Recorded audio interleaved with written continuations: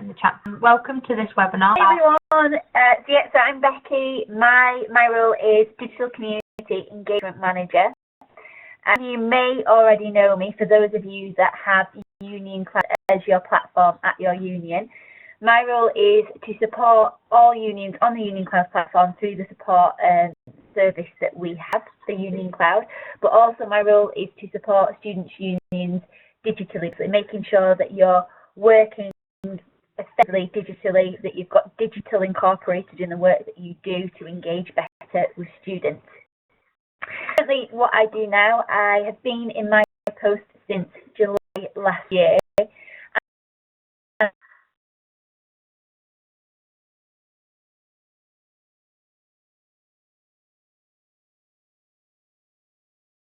Somebody else lost Becky, or is it just me? Yeah, disappeared too. Oh, this isn't going very well today. I will introduce myself while I get Becky back. My name is Rosie Soffe. I am the Union Development Coordinator at NUS. I met a few of you before, but lots of new faces, so I'll just briefly explain my role. My title is Union Development, but what that actually means is that we do a lot of student opportunities work, which is the coaching term that we call student activities, student volunteering, student fundraising, sports and societies, and student media. So anything relating to those areas, I look after at NUS, and the reason I'm called a Union Development Coordinator is because it's my job to help you as students' unions to develop those areas. So I do a lot of this sort of thing, so training sessions with partners like Bucks, British University College Sport, to make sure that they're doing stuff that's useful to students' unions as well. That's my role. Becky has just messaged me to say that she's having trouble with her microphone and sound.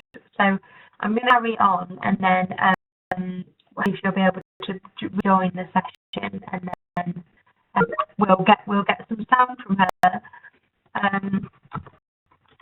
So this webinar is part of NUS webinar program. We do webinars every week during, I guess, what we call term time. So at the core times. So I think that the autumn one starts October, because we know you're all busy with freshers, and that runs till Christmas, and then we start again in January. People are having sound problems. I wonder if it's everybody. We start in January and then run until March. Okay, I'm having problems with the sound. What we can do about that? What we'll do is we'll carry on. It becomes really unpleasant for everybody. Becky and I can record this another time and send it round to you. But not telling me why the sound is weird. So we'll carry on, and then if it gets really unpleasant, just let us know. And what we will do is we'll record it separately. So if you want to get some questions written down that you have about this, just in case we have to record it separately. I'll carry on, and it looks like he's coming back into the room. Today's session is part of NUS's webinar series. As part of our student opportunity support, we try to do a webinar every month or so. So if there's other things that relate to your area of work that you'd like us to cover in our format, then just send me an email and I'll try and plan that into the next round of webinars. What we look at today is on the screen now. So we're going to look at who volunteers are and why they're important. We're going to share some ideas for recruiting, retaining and rewarding student volunteers. And we're going to talk to you about where to look for more information about volunteer management. And so if there's anything else that you'd like us to cover, pop that down in the chat bar now, and we'll try and cover that now or send it out via email. So just a quick tip, and I can't not talk about this because that's all I talk about at the moment. It's Student Volunteering Week next week. Let us know in the chat bar if you've got plans for Student Volunteering Week. If you have only just found out about it, it isn't too late to sign up. So just get yourself on the Student Volunteering Week website. And lots of you are getting involved. On the screen, you can see the hashtag and the Twitter handle. So if you want to get involved and have got activities planned, you can still talk about student volunteering on to next week. Exciting, lots going on. And the Twitter stream at the moment is there's loads being talked about student volunteering. So I've literally just shared an article from NCBL about recruiting and retaining student volunteers. So we don't just talk about the week, we also use the hashtag and the Twitter to talk about lots of other things. So some exciting projects coming soon. Prove Me Wrong, we're doing some student leader development and we're doing a program called Fundraising University. Prove Me Wrong is launched on Monday, and it's all of the impact of student opportunities. So with that is that we're asking student unions to look at different impacts that your student opportunities work has. And it's proved me wrong because scientifically it's better to prove wrong a negative statement than prove right a positive one. I'll give examples. So we say in the project that the sport does have a positive impact on mental health of students. So sport doesn't affect students' mental health.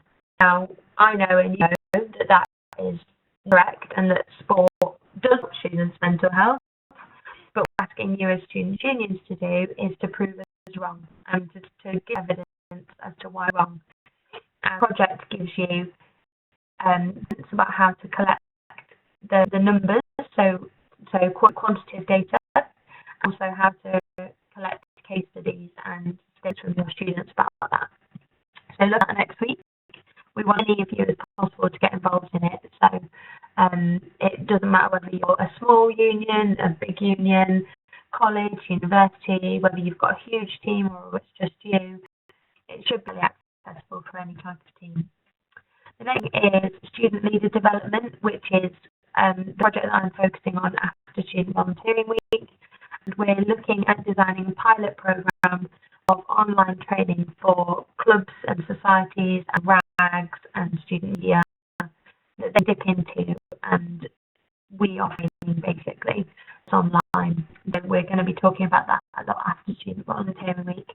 And then finally, this isn't necessarily for you, but it's relevant to your role if you have anything to do with RAG, because we're running a series of training programs for charities to be able to learn more about how to work with students, either volunteering perspective or from a fundraising perspective.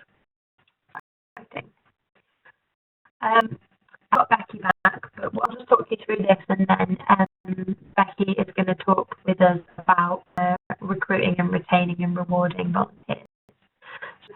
It's really important. We talk about student volunteering a lot. Obviously, with Student Volunteering Week next week, it's on the tip of everyone's tongues at NUS.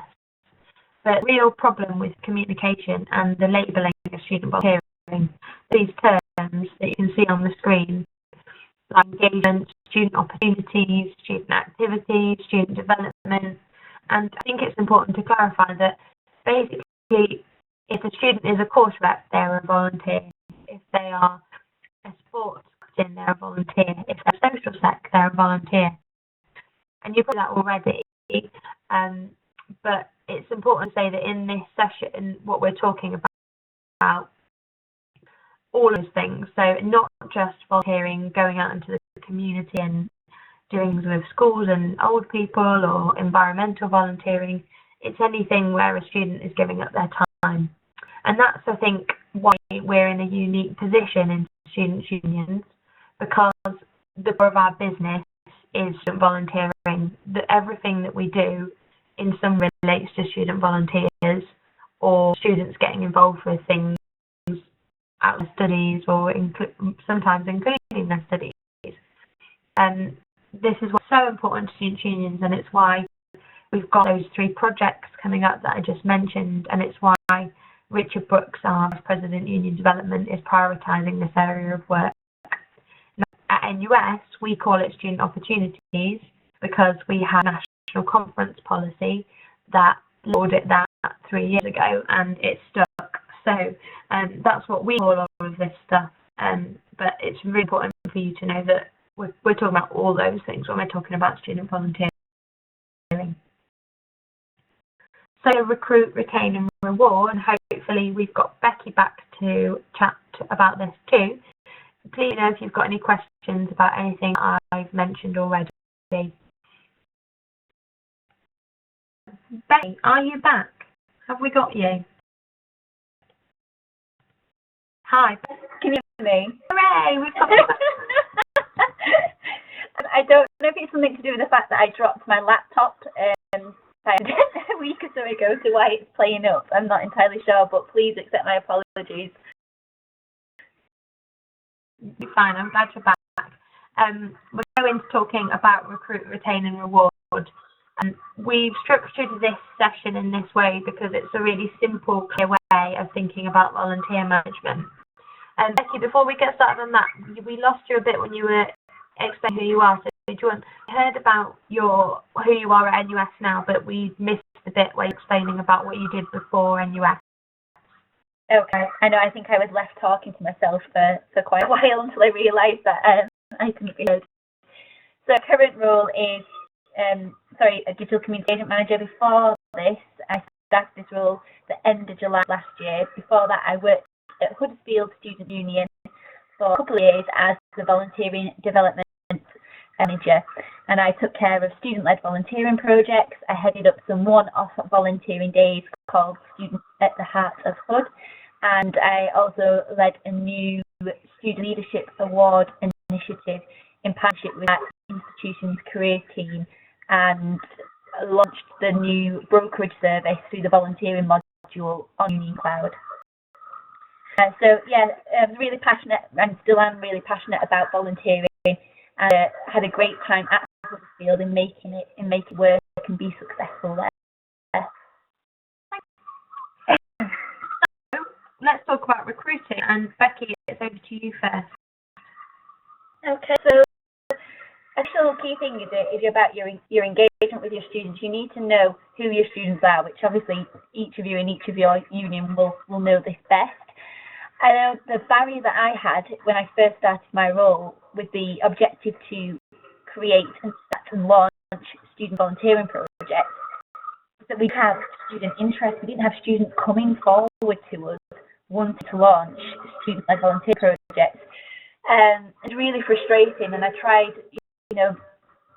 different ways in launching these projects, but it came out through some research that we did, some red brick research, that the main reason or the motivation for our students to get involved in volunteering at Huddersfield, and I'm quite sad to admit this because I'd like to think it's not selfish reasons, but the majority of our students want volunteering to enhance their employability, to upskill themselves, to make the likelihood of them securing a decent job when graduating likely. So that's the main reason. So that made us reassess. We offered our volunteering in terms of making sure that we offered volunteering that enabled our students to gain the skills relative to their studies, and through identifying that, we became more successful in the volunteering that we offered. So research is vital, really, to keep finding out, making your volunteering successful, and finding out what is motivating your students to get involved.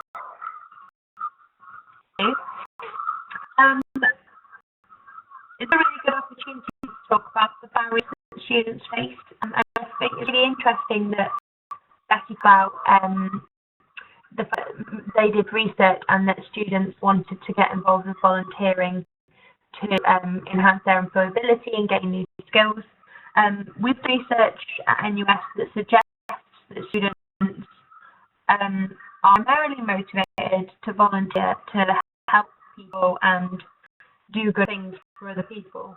However, there's always like a caveat on that is a very nice thing to say, and so I think that's a really interesting piece of research.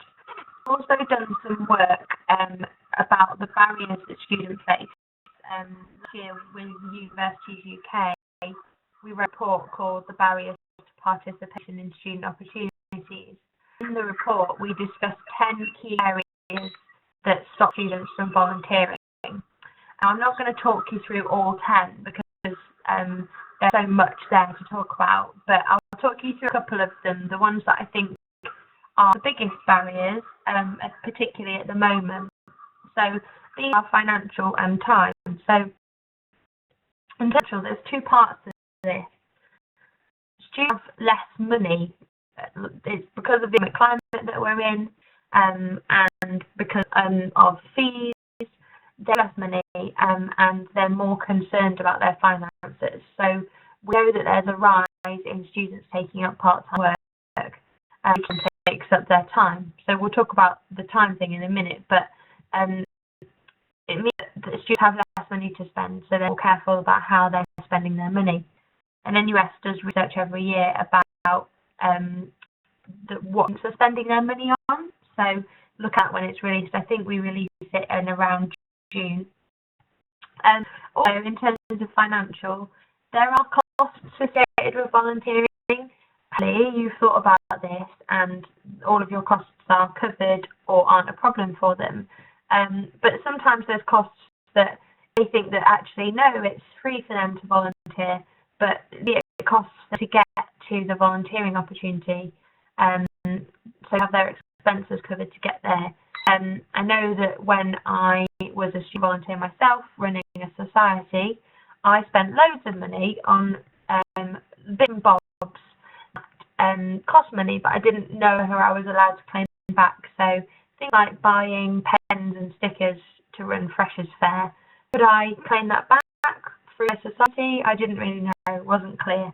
So on financial, we'll go on to this in a minute when we talk about retaining volunteers, because we'll talk about expenses a little bit more there. But it's worthwhile to look at all of your volunteering opportunities and think about whether there are any costs that they have just to get involved. So maybe you say that it's essential that they wear an t-shirt, that they have to buy that, or they need to do it at a certain place and it costs a lot to get there. About how you can remove those, and if you can't remove them, can you have a bursary available to pay for them, or could you at least tell students about it before they get involved so that it's not a hidden cost and they know that they need to plan for that. And then the other kind of key barrier that I think is really important is time. And students are busy, we know this, students have always been really busy and their time is precious. But we're seeing now, particularly in with them paying higher fees and with universities trying to offer a lot, colleges trying to offer a lot, students are more picky with what they spend their time doing. So that's really for you to consider. There are ways to overcome this.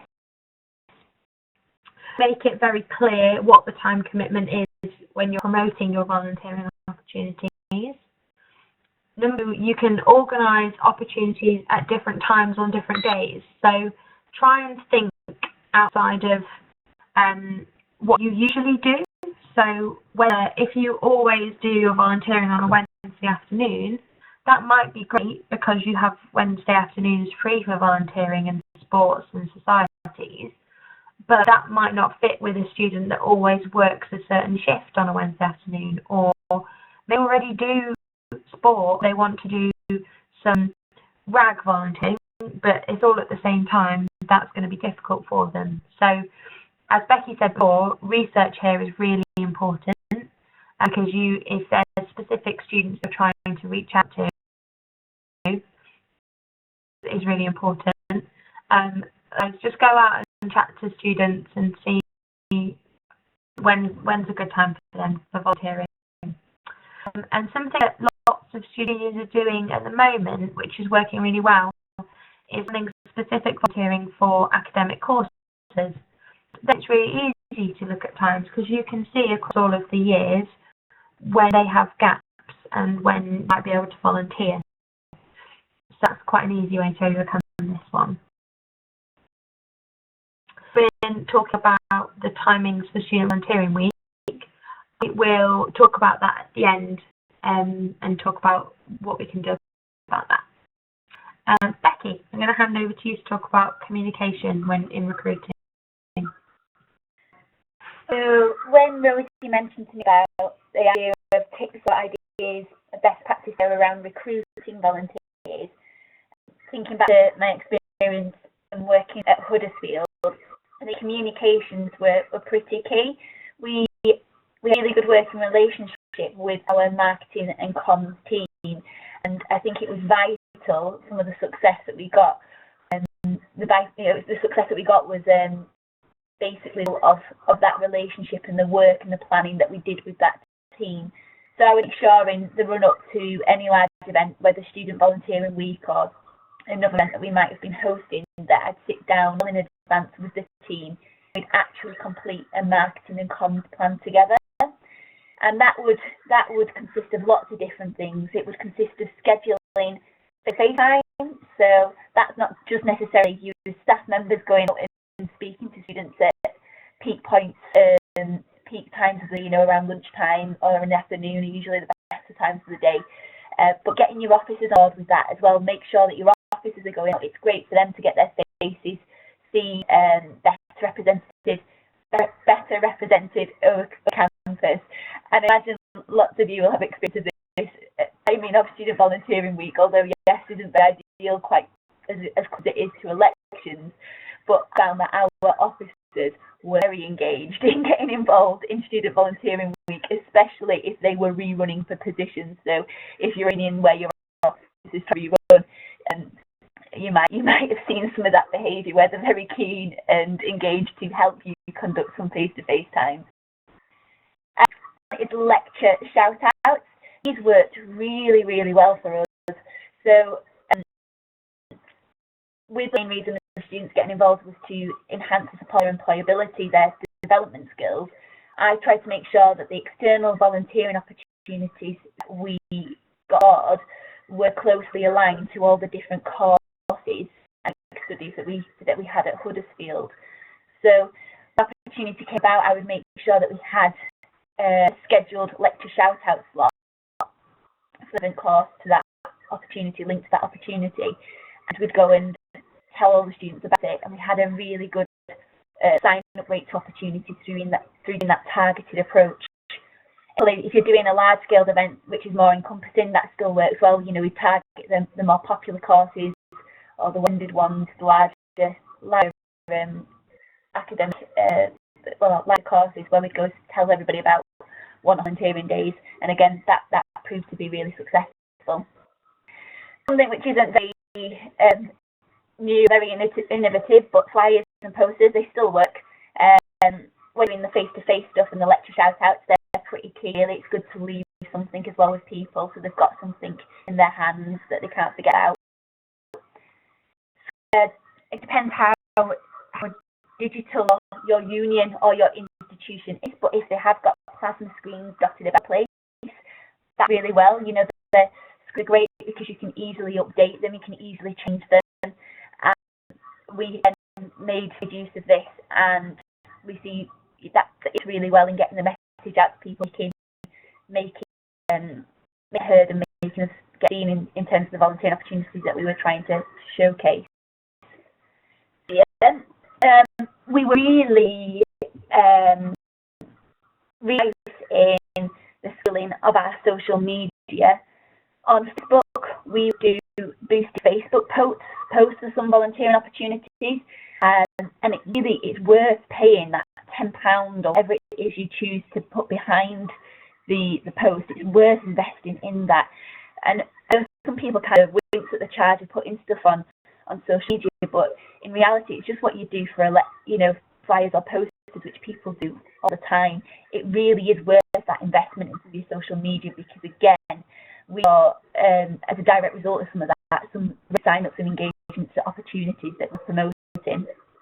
Again, not just Facebook, but Twitter, make sure you've got a plan in place, that you've got somebody on board, that you're active with it all the time, that somebody's always on the ball with the social media. Going back to social media though, I know that you're not just doing it from one side as well. That's key. I think if you're doing opportunities with your charities and organisations, get involved, get them included. A great interactive Twitter account whilst I was at Huddersfield, in terms of people always retweeting the organisations tweeting to us. It was really good. It was a really, really good engaging account. Incident Academic Schools and Careers Department. This I touched on it a little bit with the lecture shout-outs. It's basically making sure that you've got good relationships with your academic schools. So it does depend whether you are going down that route of enhancing ability skills through volunteering. But either, if you're not, it's still a good way to engage students, whether you are going down that route or not. It's a good way to get into different topics and engage students across the board. Department, we had a great relationship with our Careers and Employability Service at Huddersfield University. We had a great working relationship where they didn't promote any volunteering opportunities at all, whereas once upon a time they did do, and there's often quite a lot of crossover. But we had a meeting where, decided that they would not host or promote volunteering opportunities whatsoever. If they were approached by a volunteering organisation, they would refer them to us. If students came to them or started asking about volunteering opportunities for students, they send them on to us. We had a really good relationship with them, and likewise with any jobs, we'd refer back to the Careers Department, and it worked really well. We'd even set up sessions with one another in helping students better relate the skills that they'd gained through the volunteering that they'd done through a career session that they set up themselves. So there's lots that can be done through that, and again, you can recruit volunteers through that relationship with them. Make that it's on everyone's agenda. I think you really need to get good buy-in by all your departments in the union. So making sure that your representation team, that your activities team, your events team, whatever your teams are in your union, have all volunteering on their agenda. Make sure that it's on their priority list. And if you think about it, I don't know what everyone else's experience is like, but I often found that the most common conception was that students who were a committee member for a sports club or society, or somebody who might have been a council member or a course rep, they didn't view themselves necessarily as a volunteer, of obviously, which of course they are. And so I think sometimes it's a little bit about breaking that barrier and making people realize that within every department they're working with volunteers, and making that clear and making sure that everybody's got an agenda basically. Go sessions is a great way of recruiting new people. So any long-running programs that you might have, reoccurring ones, it's definitely great to have a taster or give it a go session. So you prevent anybody who perhaps was daunted by the prospect of it being a commitment or genuinely unsure whether it's the right thing for them. These are ways to break down and to break that barrier down. And I know that from doing one-off volunteering projects, in a day, 5 different volunteering projects in one day called Students That Could, weren't doing it intentionally to get more people to sign up to those specific volunteering projects. The side result of that, we did actually find that was the case. Students enjoyed themselves so much on the day for that particular project they volunteered at that they then signed up with them afterwards. So give it a go. One-off things are really good to do. Incentives is an easy and obvious one. Is an incentive there. This can encourage and motivate somebody to get on board with something. Again, one-off volunteering days that we did, we gave free travel, we put travel on for the day. We had breakfast on arrival for the students. We had a packed lunch for them to pick up to have on the day as well. And they also got a beautiful pink student volunteering week, or students that have a volunteering t-shirt. And it's just those little things that I think really make a difference. I think you definitely see noticeable in terms of people turning up if you do have those incentives in place. So I think they're pretty key as well in getting people on board. I learned some good tips there, so that was really useful. Sarah has said that the sound isn't doing great, so sorry to everyone about that. Just for a moment, we'd like you to share your best tool, share everything, just share your best tool or your best idea for encouraging students to volunteer. So I'm putting this out to you all as participants in the webinar. Your best tool or your best tip for encouraging students to volunteer, and what we'll share some of those. Tash has said employability skill development, only one that grabs their attention at the moment. Face and incentives, they're the best ones. Face-to-face, is there anything specifically people do? Do you send out the SABs? Do you go out yourself? Do you volunteers to go and recruit more volunteers?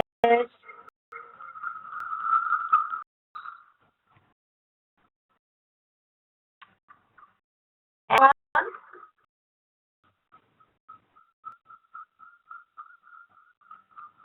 Contact, social media and posters.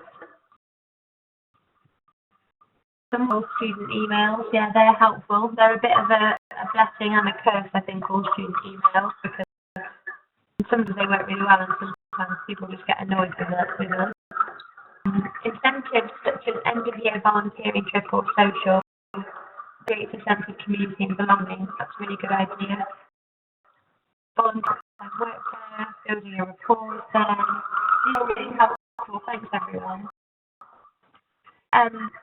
Going on to the next section, we're going to talk about retaining. So, volunteers. Becky, do you start this section? So I think this. I hope this is obvious anyhow, but just to put it out there, what's key is making sure from the onset that you've got good quality opportunities, that you're only promoting good quality opportunities to your students. Now, I imagine and appreciate that you've all got different ways in which you promote external volunteering opportunities, but I through our online volunteering module on our platform at Huddersfield, I made sure that we had stages in place whereby organisations they were mandatory fields, and they had to upload their expenses policy, their health and safety policy, their duty of care policy. And so that kind of our first filter in making sure, before we accept or allow any organisation to promote opportunities, is that they're a decent, good quality organisation that will for sure be offering a worthwhile opportunity to our students. I think that's really key, because it'll prevent you having issues down the line in perhaps poor tension from the side of the organisation, perhaps not being on top form. So that will eliminate that if you make sure that happens from the onset. I think it's got to be open and honest. Volunteers, whenever they sign up to everything, make sure they've got as much information as possible about what it is that they're getting into. They're not going to be let down. I think you undersell yourself. So if you excel, you're offering to your students in perhaps incentives or something that you provide them, that's better than overselling and not being able to commit to the expectations that you've put in their minds. Odds is a really good one to retain volunteers, and this can be done on different scales. This can be done through your own awards that you set up in-house through your students' union, or you can do it with external awards, so recognized external volunteer awards in the community or national awards. There's lots of things about this. The Press Danner Award, for example, that's for inspiring individuals, the volunteers, for young people, for students. That's this year a very applicable award to look into for some of you might be of interest. And at Huddersfield we have various different community awards that came around on an annual basis. So whether it's an internal award or external, I think it's good to incorporate them into your volunteering opportunities. opportunities, these definitely help. Regular communication. I think staying in touch with your volunteers is pretty vital, not only from the onset, from when they sign up to an opportunity, but checking on them throughout their volunteering time and afterwards as well. I think that's really vital, and it makes them feel valued and they're feeling worth. And procedures. I'm going to go over. I'm not sure on the policy. I'll do the less fun part. All right. So the number of policies and procedures, and they sound really boring and not very fun, but actually, like, once they're in place, it's simple. And there is a guidance document on the Student Opportunities Resource Hub about role descriptions. Basically, the key thing here is that it's really good practice to have role descriptions for your volunteering roles. They don't have to be really detailed. It just gives an overview of what sort of skills that the student should have to start with, so that they can perform the role well, and who they'll be supported by. So that might be you, or it might be a number of people, and what they can expect from the role. And it's really important. It's part of the investors and volunteer criteria that you have role descriptions in place. And it's really important not to call these a job description. It's easily done because it's very similar, and they look like a job description, but definitely call volunteer role description, because it's actually it's a legal grey area if you're calling it a job description, but actually a volunteer role. There's complications there if a student feels like it's more job than a volunteering position. So call it a role description, or a volunteer description, or a volunteer profile, anything like that's fine, and check those in place. And you don't have to do it for every single separate project that you do. If they require similar skills, and if it's the same setup, then you can do one for all of the different volunteering positions. Safety, fun. We love health and safety. You'll know about this, I'm sure, but risk assessments and health and safety policies, just so that you are covered if anything happens to your volunteers, or if anything happens to service users or stakeholders that are affected by volunteering, making sure that you've got policies and procedures in the background that show that you've taken a good legal responsibility for everything that's happening. And if you're doing brokerage, so if you're doing volunteering projects organised by somebody else but promoting it, you may not need risk assessments and procedures yourself. If that's all you're doing, you do need to make sure that you have seen the procedures and seen the risk assessments for the volunteering programs, and that they're accessible to your students, because if you're not organising the opportunity, you would be legally responsible for checking that and showing that you've seen them, that it's part of your process. Which, when Becky was talking about digital platforms, having that as part of the process for advertising external volunteering is a good thing to do for your legal responsibility. Another policy that's really important to have in place that I mentioned before is an expenses policy, so making it very clear what you'll pay for and what you won't, and how exactly a student should pay for things, and how to claim money back. And something that's so that's really important, I'd say essential, but also making it easy to do, so that it's really easy for a student to go, oh, actually it's a bit of a pain to do the expenses, I'm not going to bother, and then they end up out of pocket, and then they quit volunteering because they can't afford to volunteer anymore. So make it really clear and make it as easy as you can to do that, and show them that you don't mind them claiming expenses. It's not a problem if they do. And then finally, this is more of an added benefit. It's not really a policy, it's more of a best practice, to have a volunteer agreement in place. So what do you expect from them? What do they expect from you? And how are you going to work together? So before, we'd really like you to share your ideas. You've done really great ones telling us all about your volunteering projects. But do you have any other good ideas that we haven't mentioned for retaining students in volunteering projects, or it's that you've got a more specific example of something that we've talked about. And if you have questions about anything that Becky or I have just said as well, then now's the time to talk about that.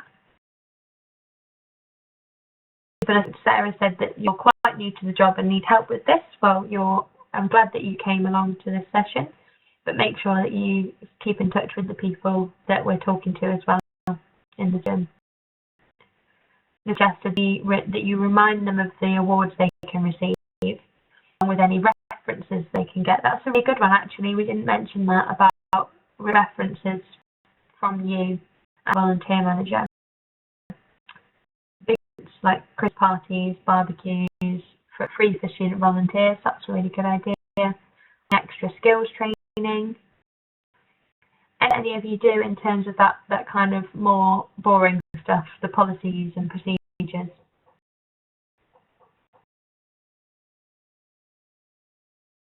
Thanking me, overall email. That's really helpful. That really makes the student feel valued. Suggesting those. We'll go on to rewarding now. Some part really, and a lot of you have said lots of these things already. I think rewarding is actually part and parcel of retaining, but I like to give it a separate section because it's the fun bit. You can volunteering week for rewarding your volunteers, even if you haven't organised any activities for next week.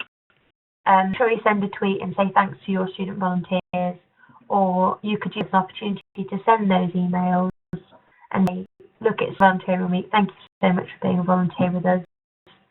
We're getting involved with this project or that project. We know that students love freebies, but these don't always have to be the obvious stuff like food and t-shirts and things like that. Anything that makes them feel like they belong or that they're in a club or a tribe. There's a really interesting thing that they do in the commercial world where you get a pin badge if you've achieved a certain amount of sales targets. So then you get an eagle pin badge or a shiny star pin badge that shows that you're good and you're part of the gang or the tribe. I think that's quite cool and is something that would be good to see in student volunteering, that you are made to feel special because you volunteer. It's kind of like, I don't know if they still do it, but in McDonald's, in the 90s, everyone's McDonald's badge would have stars on it to show how long they'd been with the organisation and what experience and training they'd done. Something quite cool about that, because you're like, oh, look at this person, they've got 3 stars, they must be really great. So it'd be cool to hear what freebies you share with your students to encourage them to stay and to reward them. Tasha said promotional t-shirts, they get excited about new pyjama tops. Very true. We've all got loads of t-shirts from when we were students, as people make them into blankets for their bed, which is quite fun. I'm going to hand over to Becky now to share the other ideas for rewarding your volunteers. Thanks, Rosie. So my first point now is about personal and public rewards, and it's a little bit vague there in that point. But what I mean is to make sure you don't just give personal thanks to your students. That is important, but public thanks is also just as well.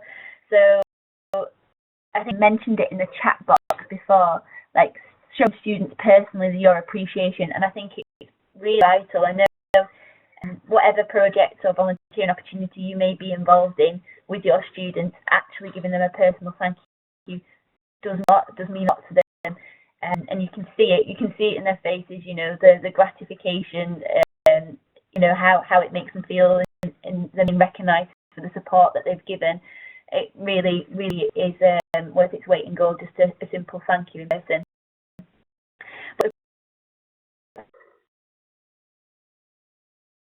Oh.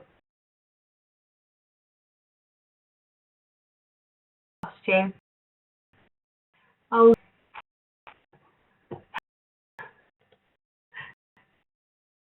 the technology for this webinar today has not been very good.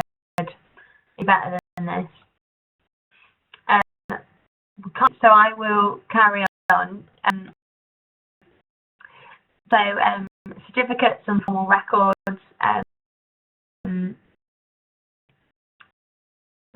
I'll carry on because I don't know where she's gone. I think her computer's broken.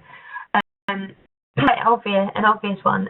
We've just done this for Student Volunteering Week actually, so there's certificates now on the SVW website. And it's something that I hadn't even thought about, and then some student unions emailed to say that you like certificates to send to your students to say thanks for getting involved. And then I remembered back to when I worked at Swansea Student Union, and students do love certificates. So that's quite an easy, simple one to do. There's also formal records like the HEAR, the Higher Education Achievement Report, and other types of achievement report or personal record. And also you can send stuff to students' personal tutors so that they get onto their formal academic record, which is another thing to do. Awards already, but again, reminder not just to think about your internal awards, your external awards. So just asked a question about what's it called again, what the Higher Education Achievement Report. What are the awards that Becky before? Oh, that's what you meant. So it's across higher education institutions for recording what you studied and also your extra stuff that you've done, like programs such as student volunteering programs. And reward your volunteers through marketing, and so you can kind of showcase them and put them on the posters, or you can about them or put them on Facebook, or quote them in your flyers, and that's really special, and it makes the student feel like they're an important part of your volunteering. I've talked about money before, so making sure that they're never out of pocket is a reward. We don't want students to suffer from being involved with volunteering. And be remembered, so showing that they have a lasting impact and that it's just about what they've done today, but also like the impact that they've had. So I think lots of you have been sharing things already. Becky is back. We're just about to finish. So Becky, you want to come in? I might have missed while you were gone.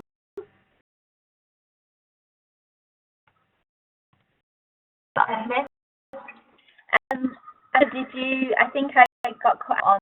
Was it? When I was talking about certificates and formal records. Yeah. I've talked about the other things. I imagine you've got it covered then. That's no problem. Sorry, everybody, that we've had so many technical problems today. This is the woes of doing things online. So, what type of rewards work best for your students? If anybody has any other things that we haven't mentioned, if you work far now, we'll share those.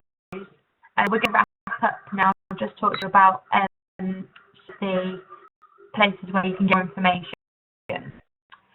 So some of you might have seen before the Student Opportunities Resource Hub, but for those of you that are new, I'll just explain what's on there.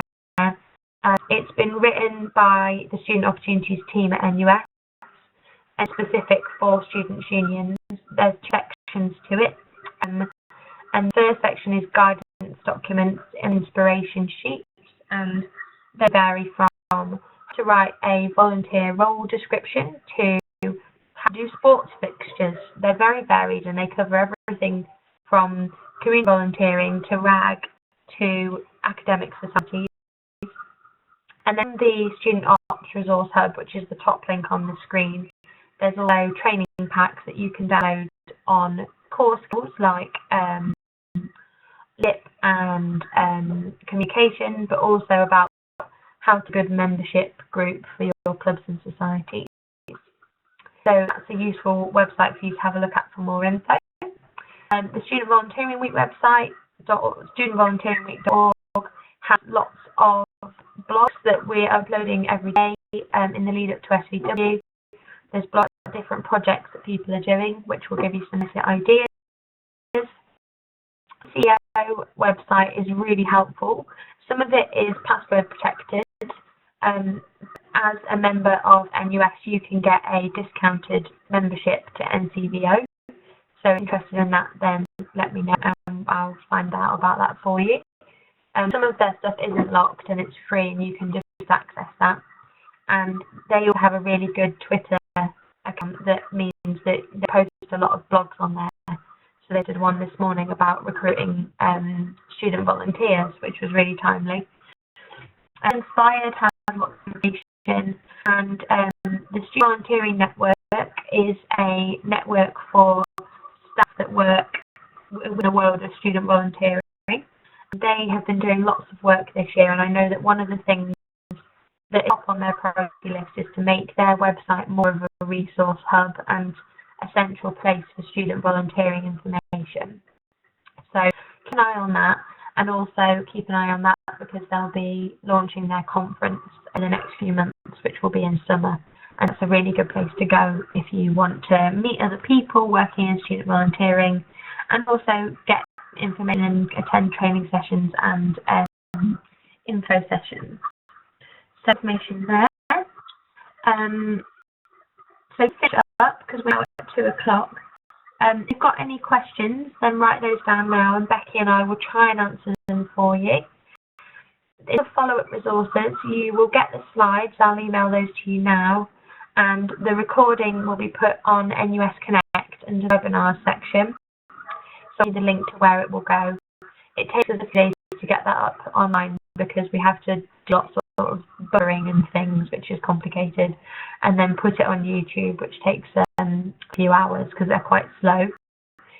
But we will get those to you.